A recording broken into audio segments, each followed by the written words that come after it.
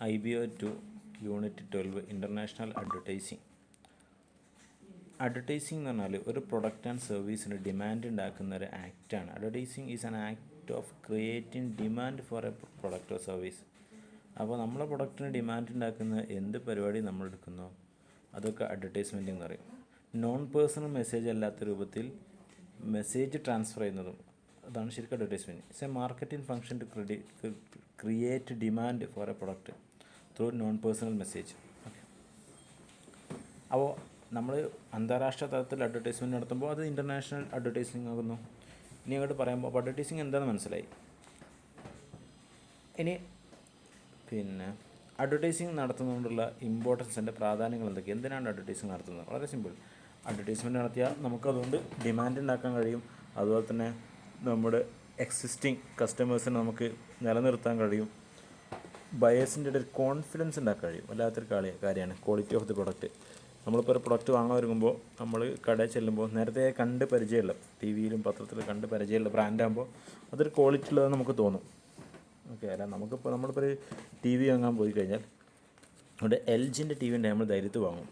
വേറെ WXZ എന്ന് പറയുന്ന ഒരു ടി വി ഉണ്ട് അല്ലേ, അല്ലെങ്കിൽ WAO എന്ന് പറയുന്ന ടി വി ഉണ്ട്. അത് കണ്ടാൽ നമ്മൾ സ്വാഭാവികമായിട്ട് വാങ്ങില്ല, കാരണം നമുക്കൊരു പരിചയമില്ലാത്ത ബ്രാൻഡാണ്. ക്വാളിറ്റി അളക്കാൻ നമ്മൾ ക്വാളിറ്റി ചെക്കറായിട്ടൊന്നുമല്ല, അത് LGയും സാംസങ് കണ്ടാൽ ക്വാളിറ്റി ഉണ്ടാവും നമ്മൾ പറയും. അപ്പോൾ ബയേഴ്സിൻ്റെ ഇടയിൽ കോൺഫിഡൻസ് ഉണ്ടാകും. അതുപോലെ തന്നെ it can appeal large number of customers or the wide area. ഒരു അഡ്വർടൈസ്മെൻറ്റ് ഒരുപാട് കസ്റ്റമേഴ്സിന് അതുകൊണ്ട് അപ്പീൽ ചെയ്യാൻ കഴിയും. അതുപോലെ തന്നെ ഇമേജിന് ഒരു ഗുഡ് വില്ലുണ്ടാക്കുന്നു, അത് പ്രൊഡക്റ്റിന് ഇമേജ് ഉണ്ടാക്കുന്നു എന്ന് മാത്രമല്ല, അഡ്വർടൈസ്മെൻറ്റ് കൊണ്ട് ഒരുപാട് ആളുകൾക്ക് ജോലിയും കിട്ടുന്നുണ്ട്. പരസ്യം കൊണ്ട് അതിന് അഭിനയിക്കാനും പിന്നെ ചുമരെഴുതാനും ഫ്ലക്സ് അടിക്കാനും അങ്ങനെയൊക്കെ തുടങ്ങിയിട്ട് ഒരുപാട് ആളുകൾക്ക് പരസ്യം കിട്ടുന്നുണ്ട്. അഡ്വർടൈസ്മെൻറ്റ് കൊണ്ടുള്ള ഡ്രോബാക്ക് എന്താണെന്ന് വെച്ചാൽ അഡ്വർടൈസ് ചെയ്യുന്നത് എക്സ്പെൻസീവാണ്. നിങ്ങൾ ആലോചിച്ച് നോക്ക്, ഒരു ക്രിക്കറ്റിനോ അല്ലെങ്കിൽ ഒരു ടി വിൻ്റെ ഒരു ഫുട്ബോളിൻ്റെ ഇടയിലൊക്കെ ഒരു പരസ്യം കിടക്കാൻ കോടികൾ അവർക്ക് ചിലവാണ്. പക്ഷേ ഈ കോടികളൊക്കെ അവരെങ്ങനെ ഉണ്ടാക്കുന്നത്? കസ്റ്റമേഴ്സായ നമ്മളോട് തന്നെ അത് വാങ്ങുന്നത്. പ്രൊഡക്റ്റിന് വില കൂടുന്നു. അപ്പോൾ അഡ്വർടൈസ്മെൻറ്റ് കൂടുമ്പോൾ എക്സ്പെൻസ് കൂടും, അപ്പോൾ കോസ്റ്റ് ഓഫ് കൂടും, സ്വാഭാവികമായിട്ട് പ്രൈസ് കൂടും. അപ്പോൾ നല്ല അഡ്വർടൈസ്മെൻ്റ് ഉള്ളൊരു കമ്പനി ഉണ്ടോ അവരെ പ്രൊഡക്റ്റിന് കോസ്റ്റ് കൂടുതലേക്കാരം, അതൊക്കെ നമ്മളോട് തന്നെ അവർ കളക്ട് ചെയ്യുന്നത്. അതുപോലെ തന്നെ അഡ്വർടൈസ്മെൻറ്റ് ബയേഴ്സ് ഉണ്ട്. ഇതിലൊക്കെ ഒരു ഡ്രോബാക്ക് പറയേണ്ടതെന്ന് എഴുതിയിട്ടുള്ള പറച്ചിലാണ്. പിന്നെ നമുക്കറിയുന്നത് തന്നെയാണ്, വളരെ സിമ്പിളാണ്. കൺസ്യൂമേഴ്സിനെ അവർക്കൊരു കൺഫ്യൂഷൻ ഉണ്ടാക്കും ഏത് വാങ്ങണം. കാരണം എല്ലാം സിമിലർ, ഓരോരുത്തരും തൻ്റെ പ്രൊഡക്റ്റിനെ പറ്റി പറയുന്നത് സെയിം കാര്യമായിരിക്കുമല്ലോ. അതുപോലെ തന്നെ അഡ്വർടൈസ്മെൻറ്റ് കൊണ്ട് വളരെ ലോക്കൽ സാധനങ്ങൾ അല്ലെങ്കിൽ ജനങ്ങൾക്ക് വേണ്ടാത്ത സാധനം തന്നെ ഈ പരസ്യത്തിൻ്റെ എഫക്റ്റ് കൊണ്ട് ആൾക്കാർ ഓട്ടോമാറ്റിക് വാങ്ങിപ്പോകുന്ന അവസ്ഥ. അത് ചിലതൊക്കെ വൾഗറായ അഡ്വർടൈസ്മെൻറ്റ്, കുട്ടികളൊന്നും കാണിക്കാൻ പറ്റാത്തത്. അതുപോലെ തന്നെ it is not flexible as it does not appeal to the all groups of buyers. Advertisement പലപ്പോഴും ഫ്ലെക്സിബിൾ അല്ല, എല്ലാവരിലേക്കും കൃത്യമായിട്ട് എല്ലാ ഗ്രൂപ്പ് ഓഫ് കസ്റ്റമേഴ്സിലേക്ക് എത്തിക്കോളുന്നില്ല. നമ്മുടെ ടി വിയിൽ അഡ്വർടൈസ്മെൻറ്റ് എടുത്താൽ ടി വി കാണാത്ത ആളുകളുണ്ടാവും, പത്രം വായിക്കുന്ന ആളുകളുണ്ടാവും, പത്രത്തിലെടുത്ത് അത് വായിക്കാത്ത ആളുകൾ, അങ്ങനെ പല ടൈപ്പ് ആളുകളുണ്ടാവും. Advertisement drawbacks. നെക്സ്റ്റ്, സ്റ്റാൻഡേർഡൈസേഷനും അഡാപ്ഷനും തമ്മിലുള്ള വ്യത്യാസം എന്താണെന്ന് മനസ്സിലാക്കിയാൽ മതി. സ്റ്റാൻഡേർഡൈസേഷൻ എന്ന് പറഞ്ഞാൽ പ്രൊഡക്റ്റിന് സ്റ്റാൻഡേർഡ് ഒരു ക്വാളിറ്റി ഉണ്ടാവുക. എങ്ങനെയാണെന്ന് പറയുക, ഒരു ക്വാളിറ്റിയിലും സർവീസിലും അതിൻ്റെ അപ്പിയറൻസിലും സ്റ്റാൻഡേർഡ് ഉണ്ടാവും. ആ സ്റ്റാൻഡേർഡ് വിട്ടൊരു കളി ഉണ്ടാവില്ല. ചില പ്രൊഡക്റ്റ് നമുക്ക് ധൈര്യത്തിൽ വാങ്ങാം, കാരണം അവർക്കൊരു സ്റ്റാൻഡേർഡ് ഉണ്ട്, അവർ ക്വാളിറ്റി മെറ്റീരിയൽ ഉപയോഗിക്കുള്ളൂ. ചില കാറുകളൊക്കെ ഉണ്ട്, അത് ഇപ്പോൾ ഫോർഡിൻ്റെ കാറ് അമേരിക്കൻ കമ്പനിയാണ്, അവരെ ബോഡിയൊക്കെ കറക്റ്റ് ബോഡിക്കാരം, അത് ആ ഒരു സ്റ്റാൻഡേർഡ് അവർ കീപ്പ് ചെയ്തിട്ട് കാർ ഇറക്കുള്ളൂ. അതിലൊരു കോംപ്രമൈസും ഉണ്ടാവില്ല സ്റ്റാൻഡേർഡൈസേഷൻ. അപ്പോൾ അതാണ് ഏത് മാർക്കറ്റിലേക്കും സെയിം പ്രൊഡക്റ്റായിട്ട് അവർ ഇറക്കുന്നത്, ഒരേ സ്റ്റാൻഡേർഡുള്ള പ്രൊഡക്റ്റ്, ക്വാളിറ്റിയിലും ഒരു കോംപ്രമൈസും ഇല്ലാതെ എല്ലാ മാർക്കറ്റിലേക്കും സെയിം പ്രൊഡക്റ്റ് ഇറക്കാം. അഡാപ്ഷൻ നേരെ തിരിച്ചാണ്. മാർക്കറ്റിനനുസരിച്ച്, ആളുകളുടെ റിക്വയർമെൻറ്റിനനുസരിച്ച് ചെറിയ ചെറിയ മാറ്റങ്ങൾ വരുത്തിയിട്ട് ഇറക്കാം. ഇപ്പോൾ നോക്ക്, മാരുതിയുടെ കാറ് അല്ലെങ്കിൽ പല കമ്പനീസും ഇന്ത്യയിലേക്ക് ഇറക്കുന്ന കാറും അവരെ വിദേശത്ത് ഇറങ്ങുന്ന കാറും നല്ല വ്യത്യാസമുണ്ട്. അവർക്കറിയാം ഇന്ത്യയിലെ ആളുകൾക്ക് വലിയ സേഫ്റ്റി ഇതൊന്നും വേണമെന്നില്ല, പപ്പടം പോലത്തെ കാർ ഇറക്കിയാൽ മതി, കാണാനും ഭംഗിയും മൈലേജും ഉണ്ടായിക്കഴിഞ്ഞാൽ ആളുകൾ ചാടിക്കറി വാങ്ങും. അതാണ് മാരുതിക്ക് മനസ്സിലാക്കിയ തന്ത്രം. എന്നാൽ ഇതേ മാരുതി തന്നെ മറ്റ് സ്ഥലത്ത് ഇറക്കുന്ന കാർ അല്ലെങ്കിൽ പലരും മറ്റു രാജ്യങ്ങളിൽ ഇറക്കുന്നത് ഡിഫറൻ്റ് ആയ സാധനങ്ങളാണ്. പേരൊക്കെ സെയിം ആയിരിക്കും, പക്ഷേ ക്വാളിറ്റിയിൽ വ്യത്യാസം ഉണ്ടാവും. സ്റ്റാൻഡേർഡൈസേഷൻ ഇല്ല, മറിച്ച് അഡാപ്ഷനാണ് അവർ ചെയ്യുന്നത്. Process of differentiation that exist between പ്രൊഡക്റ്റിൻ്റെ ഇടയിൽ, അല്ലെങ്കിൽ ഡിഫറെൻറ്റ് മാർക്കറ്റിലേക്ക് പ്രൊഡക്റ്റുകൾ എത്തുമ്പോൾ അതിൻ്റെ ഇടയിൽ നടത്തുന്ന ഒരു ഡിഫറൻസിയേഷൻ. രണ്ട് ടെക്നോളജി, ടെക്നോളജി അല്ല, രണ്ട് മെത്തേഡാണ് മാർക്കറ്റിങ്ങിലുള്ള, അഡ്വർടൈസ്മെൻറ്റിലുള്ള അല്ലെങ്കിൽ മാർക്കറ്റിങ്ങിലുള്ള.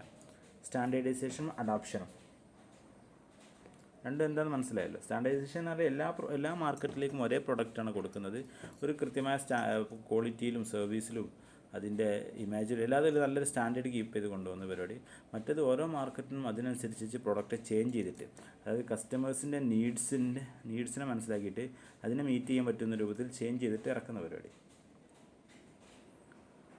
Next, factors that effect standardisation and adaption. ഈ സ്റ്റാൻഡേർഡൈസേഷൻ അഡാപ്ഷനൊക്കെ ബാധിക്കുന്ന കാരണങ്ങൾ, ഒന്ന് കസ്റ്റമർ ഓറിയൻറ്റേഷൻ. നമുക്കറിയുന്നത് കസ്റ്റമർ ഓറിയൻറ്റഡ് മാർക്കറ്റുകളാണ്. പഴയതുപോലെ നിങ്ങൾ പ്രൊഡക്റ്റ് ഉണ്ടാക്കുക, നിങ്ങൾ വേണ്ടവർ വാങ്ങിയാൽ മതി എന്നുള്ള ആ ഒരു പ്രൊഡ്യൂസർ ഓറിയൻറ്റഡ് അല്ല. കസ്റ്റമേഴ്സിന് എന്ത് വേണം അത് ഇറക്കുന്ന ഒരു ശൈലിയാണ്.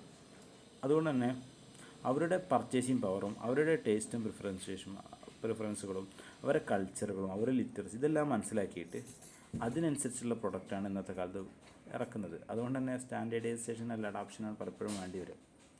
അത് സ്റ്റേജ് ഓഫ് മാർക്കറ്റ് ഡെവലപ്മെൻറ്റ്. ഒരു പ്രൊഡക്റ്റിൻ്റെ മാർക്കറ്റിംഗ് ഡെവലപ്പ് ചെയ്യുന്ന പല സ്റ്റേജുകളുണ്ട്. നമ്മൾ നേരത്തെ പറഞ്ഞതുപോലെ തന്നെ അതിൻ്റെ സ്റ്റാർട്ടിങ്, ഗ്രോത്ത്, മെച്യൂരിറ്റി എന്ന സ്റ്റേജുകളുണ്ട്. അപ്പോൾ സ്റ്റാർട്ടിങ്ങിൽ അവരുടെ കമ്മ്യൂണിക്കേഷൻ ടെക്നോളജിയും ട്രാൻസ്പോർട്ടേഷനും ഇതൊക്കെ വീക്കായിരിക്കും.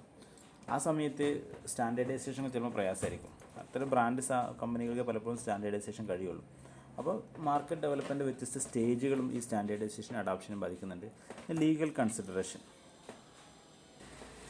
നിയമപരമായിട്ട് ചിലപ്പം പലപ്പോഴും പല കാര്യങ്ങളുണ്ടാവും. ചിലപ്പോൾ 4 എയർ ബാഗ് കാരണം എന്തായാലും വേണം, അങ്ങനെ തുടങ്ങിയിട്ട് പിന്നെ പല നിയമങ്ങളുണ്ടാകും. സേഫ്റ്റി സ്റ്റാൻഡേർഡുകളുണ്ടാകും. ചിലപ്പോൾ പാറ്റൻറ്റുമായി ബന്ധപ്പെട്ട പല നിയമങ്ങളുണ്ടാകും. ചില പാറ്റൻറ്റ് ഉപയോഗിക്കുമ്പോൾ എന്തായാലും നിശ്ചിത സ്റ്റാൻഡേർഡ് നമ്മൾ കീപ്പ് ചെയ്യണം. അപ്പോൾ അതിനെ പരിഗണിക്കണം. ക്ലൈമറ്റ്